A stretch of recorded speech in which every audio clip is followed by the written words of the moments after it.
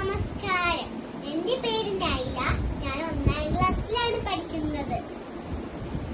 ഞാൻ ഇന്ന് വന്നത് ഒരു കഥ പറയാനാണ്. ആ കഥയുടെ പേരാണ് അമ്മയാടും കുഞ്ഞുങ്ങളും. പണ്ടൊരിടത്ത് അമ്മയാടുണ്ടായിരുന്നു. അമ്മയാടിന് 5 കുഞ്ഞുങ്ങളുണ്ടായിരുന്നു. ഒരു ദിവസം അമ്മയാട് തീറ്റ തേടാൻ പോകുകയായിരുന്നു.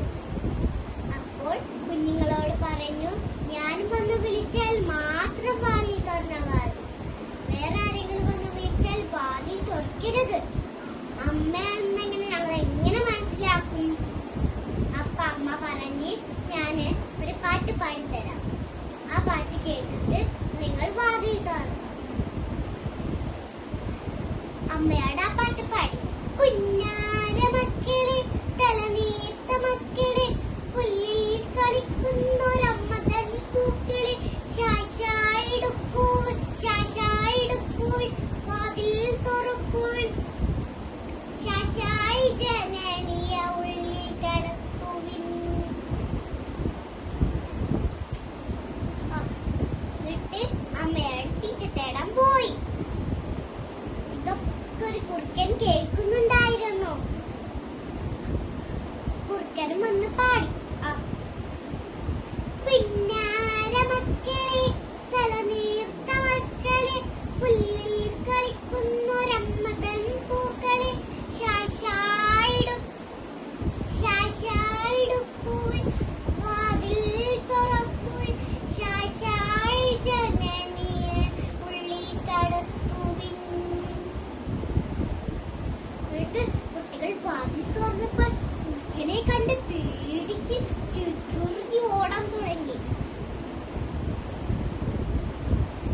എല്ലാത്തിനും പിടിച്ച് വിഴങ്ങി അങ്ങ് ദൂരേക്ക് ഓടിപ്പോയി.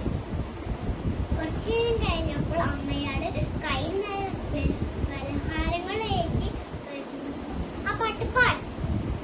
പിന്നാര മക്കളെ, തലനീർത്ത മക്കളെ, പുല്ലിൽ കളിക്കുന്നൊരമ്മ തൻ പൂക്കളെ, ശാശായിടുക്കുവിൻ വാതിൽ തുറക്കുവിൻ, ശാശായി ജനനിയെ ഉള്ളിൽ കടത്തുവിൻ.